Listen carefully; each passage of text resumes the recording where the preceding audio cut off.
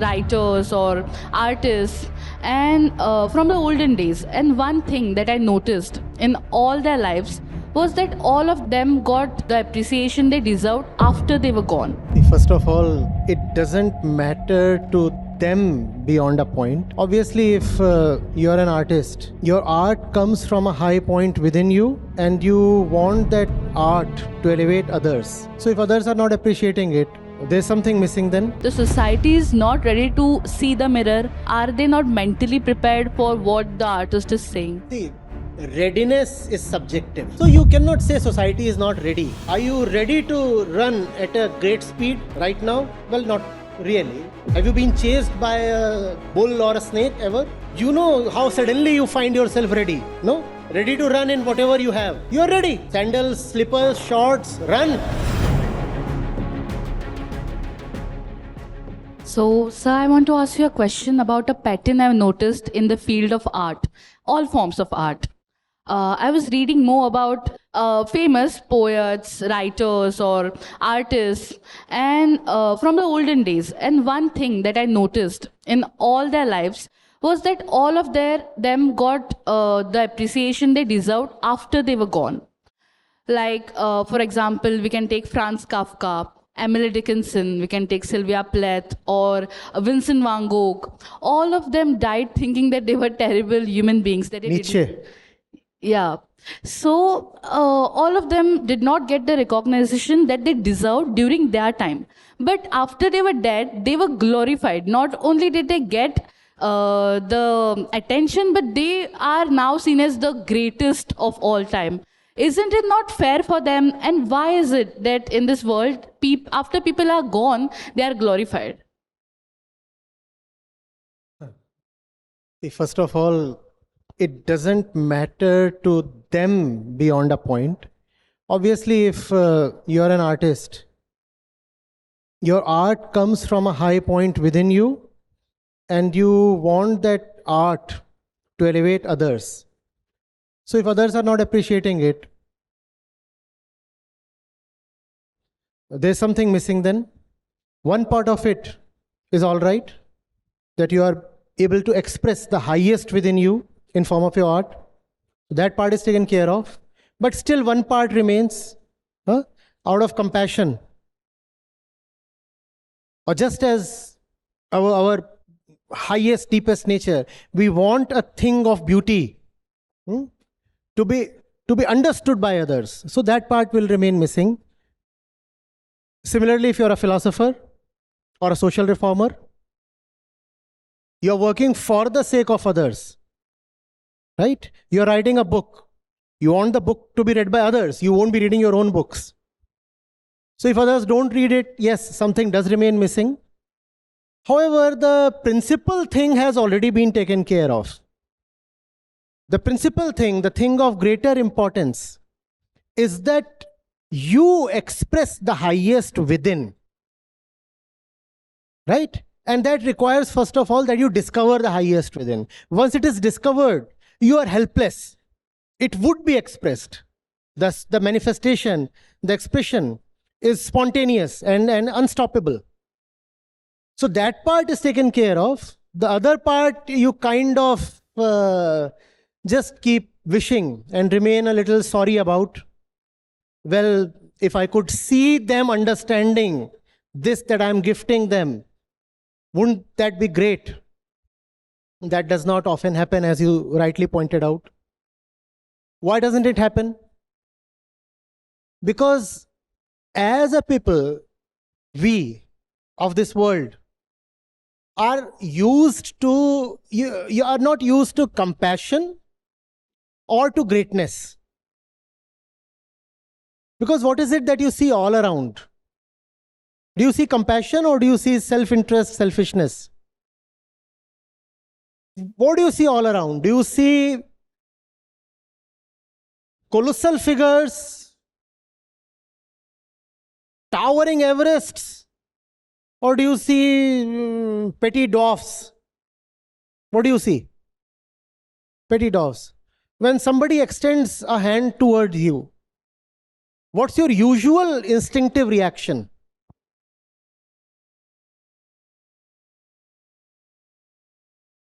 in general? Somebody extends a hand. What would be your instinctive reaction? Would you really think the fellow is coming to help you? Come on, you ask me so many questions on groping and such things. You know better than me. Right? You'll question it and you'll be suspicious. There is a hand coming towards me. Surely it seeks to snatch something. Right? But when the fellow is gone, there is no more a hand left to come to you. There is works left. So your suspicions that the fellow was doing something for self-interest or petty self-gratification, they hold no more ground. Because the fellow is no more alive. So there is no way he can ingratiate himself through you. So now one of your suspicions becomes baseless. Now he's gone. Secondly, now there is a greater time and a greater objective opportunity to appreciate his life and his works. Because the fellow was like a whirlwind, like a meteor. Suddenly the sky was set ablaze. And you didn't even get chance in front of his speed and his brilliance to properly soak him, absorb him, understand him. You require maybe some 200 years to just understand what he said or did. Because in some sense he was ahead of his time. In some sense he was just too speedy. Too much beyond the ways of this world. Later on, first of all, your suspicions reduce. And secondly, you get more time. Thirdly, because of what he has done, you become capable of appreciating him. It is not just the objective passage of time. It also has to do with what he has offered you.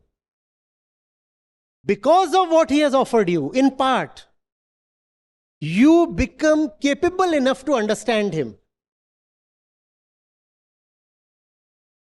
Are you getting it? Huh? So it takes time. The more important thing is, what kind of world is it in which greatness and love and compassion are just so rare that when we encounter them, if at all, we just doubt them or reject them or misunderstand, misinterpret? What kind of world is this? You look at our situation. First of all, 99.99% trash. That's what surrounds us, right? And if by glorious chance, as a great exception, there is 0.01% greatness, brilliance, selfless compassion, you will never accept it because you are used to the usual 99.99%. You will think, even this one is of the same type. Out of 10,000 people you meet, 9999 are corrupt. So first of all, the remaining one is extremely rare. Secondly, exactly because he is very rare, he would not be appreciated. He would be considered similar to the 999 ones. Look at his, what you may call as his misfortune. But he is not unfortunate. Internally, he is totally fulfilled. For himself, he is totally fulfilled. But some part of him also longs to see you fulfilled. And all his life, that person will bear the pain of not being understood. though inwardly, for himself, he will be quite contented. Totally fulfilled. When it comes to his own expression, he is at peace. But still, something would be left unfinished. He would look at your faces and say, I tried my best, but I couldn't bring the real thing to them. Anyway, that's how, with a shrug of the shoulders, he would respond. Anyway, I did the maximum possible. You need to be very careful about this, because it's a double trap. One, you are surrounded by the 9999 idiots. Two, when you meet the one exception, you are so conditioned to idiots, you take even the exception as an idiot. In fact, you are doubly suspicious of the exception.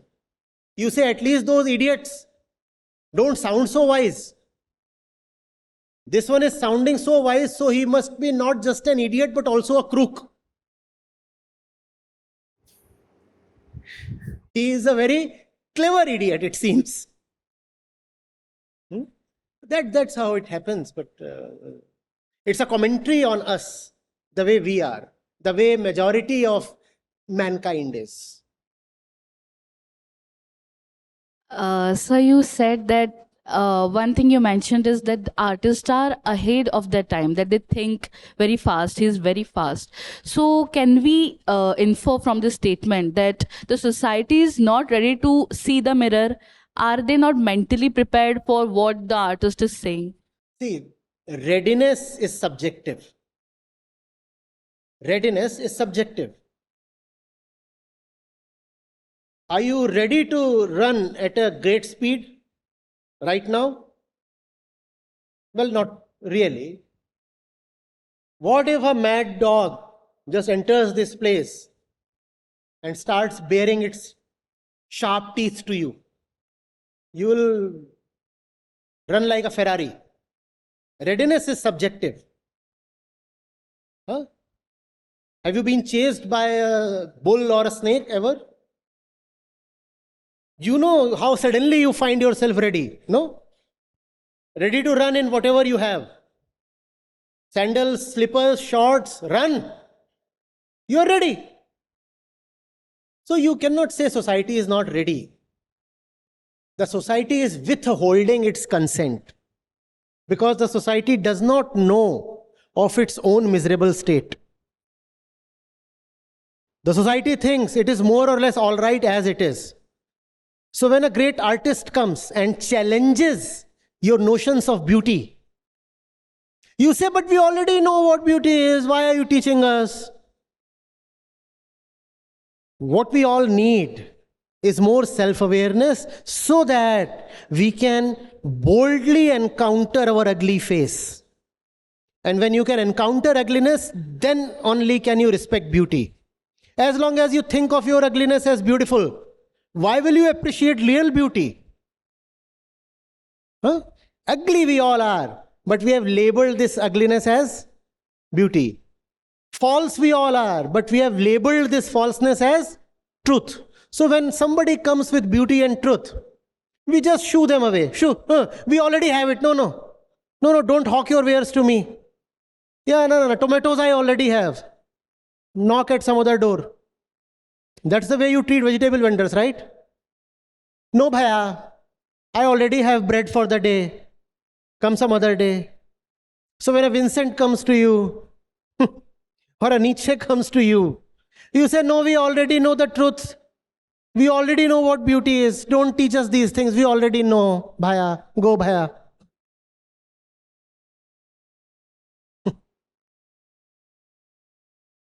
So you said that we should not be burdening the other person. We should be the unburdening one. But sometimes truth burdens people. When you're speaking the truth, it burdens other people. How do you do with that? How do you deal? Somebody who takes truth as a burden is not worth being with, full stop. It's a relationship founded on lie. And lies are things that don't really exist, but appear to exist. That's what you call as lie, right? What is really not there, but appears to be there. It's a facade, a mirage. That's what you call as lie. A relationship founded on lie, will it have any substance? Can it last? Can it last? And even if it is made to artificially last, it would be life-sapping. The fellow who cannot take truth is not worth being with. No. And it not necessarily be the fellow at the other end. It could be the fellow at this end. Have you seen how frequently so-called lovers exchange lies? When you go to meet your so-called lover, you dress up in the best possible way. I'll call it the most deceptive way. Later on, when he discovers your true face, I mean literally the true face, not just the symbolic one,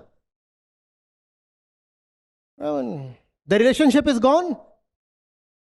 Why do we dress up so much? Why do we make up so much? Is that not a lie? I'm asking. I'm not talking about the general things like combing your hair or washing your face. I'm talking about the obviously false face that we present to others. Is that not a lie?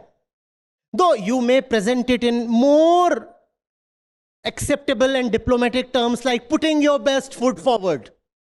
But that's not your best foot. It is somebody else's best foot. It's an artificial foot. And you are putting it forward. And the same thing is being done from that end as well.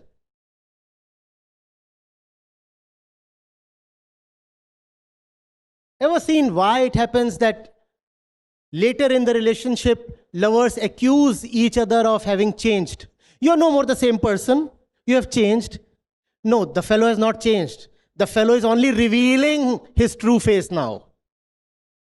The changed face was the first face, the one that he showed you at the beginning.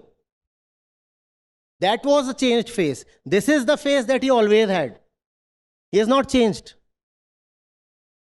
Why must the relationship be based on pretense, on demonstration?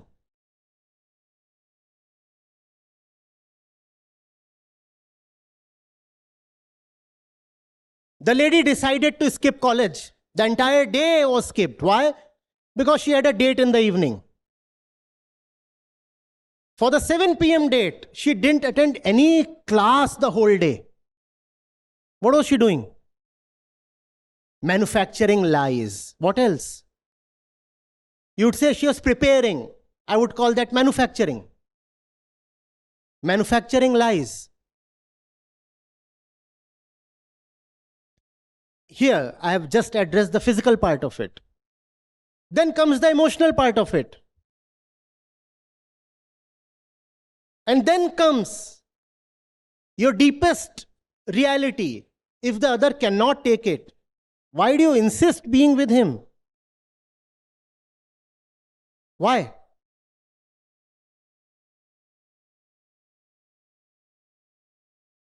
You love freedom and he says, no, no, no. I'll prefer you to be the queen of the house. I make enough money, you just sit at home and do the kitchen and the bedroom and raise the kids.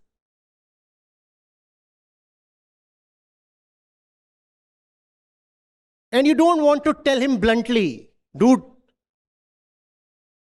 this is not the deal. Why don't you tell him bluntly? If he can't take your truth, why must you be with him? And that applies not just to a person. That applies not only to a boyfriend or a husband or a father or a mother. Or that applies to every relationship, even the relationships that you have with institutions, the relationship that you have with the nation, the relationship that you have with religion. Let the other accept you in your naked reality. If the other wants you to first go and dress up and present a beautiful mask then the relationship is anyway not going to last. The masks, you very well know, they come off. And then so do the gloves.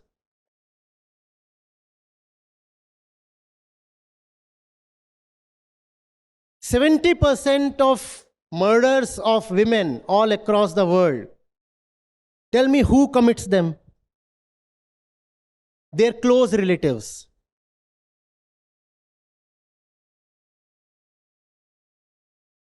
When it comes to women, they are not killed by strangers. When it comes to women, they are murdered to the extent of 70% by their own relatives or persons known to them or their lovers. Is this the quality of relationship you want to have? So, sir, my name is Nasima Muzawar. So, you write books. You are also a philosopher. So, from where did you get that thought of writing books, starting to write books? Most of my books are authored, not really written. Only a handful of them are really written. This is one of the books that I really sat down and wrote. Otherwise, for example, this discussion, this will take the form of a book. So it will be transcribed and then edited to make it reader friendly, and this will then become a book. So not that I set out to be a writer. My purpose was to have an inner sky, a place of freedom, and share it with everybody because you are much the same as me. Freedom is not my monopoly. We are all human beings. Your pain is my pain. My joy is your joy. If I can have it, you can have it. And in attempting to help you, I help myself. Are you getting it? That's how it happens. So out of these interactions, after a few years, books started coming out. I never aimed to be a book writer. These discussions were there, they were compiled. Somebody said this, this, and this, if put together, would make great reading material. I said, proceed. So that's how the first book was published 10 years back. Then it was received well. So more books came. And now this one that I've actually come to Goa to write. It was written mostly here, your place. I wrote it here and now it is being released. I came specifically to write this book. And thank you so much for Goa. It's a very nice place to write a book. I have been listening to Acharya ji since the past 6 months. The way Acharya ji talks to everyone, the way he's talking about three main things, which is Atman, Prakriti, and ego, which is Ahankar.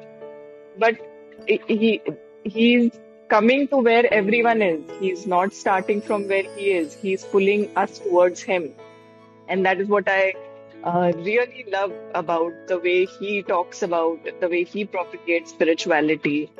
And the biggest change that I've seen in myself is one, I would love to say this, it's probably a big one, is that my whole worldview has opened up. In the sense that I used to be very distant from religion, from participating in religion on any level, actually, and that was because what I saw around me was deeply ritualistic, was deeply flawed, and these were all activities of suppression, of giving you all sorts of different dogmas and telling you that you're not allowed to question. So that was my understanding of religion, and it was just disgusting to me, actually. And now I'm realizing, because of Acharya, I'm realizing that I have had a religious bent of mine. I just didn't know it, and it's been a great, very big and beautiful self-discovery that my standpoint has sort of been vindicated. But also, I've also seen and observed my own ego, where I was wrong, where I was making certain very dangerous and big assumptions, and with so much confidence. So a lot of that self-confidence in the wrong ideas and the wrong beliefs has gone, and it has not been easy. But I can really see the futility of me resisting this change, because um, it has just gotten me a clearer view of myself and of the world. And it has all happened because of Acharya ji and the wisdom that he is bringing to us in such a beautiful way. And with his tireless efforts and tireless efforts of the institute, it's been. I'm really looking forward to finding out more what this life has to offer me, and what the wisdom of those who came before us have to offer me. And yeah, it's been great so far. I'm really looking forward to the being associated with Gita sessions more and more, and discovering more and more about myself and about life and about everything that interests me, and everything that makes life wonderful.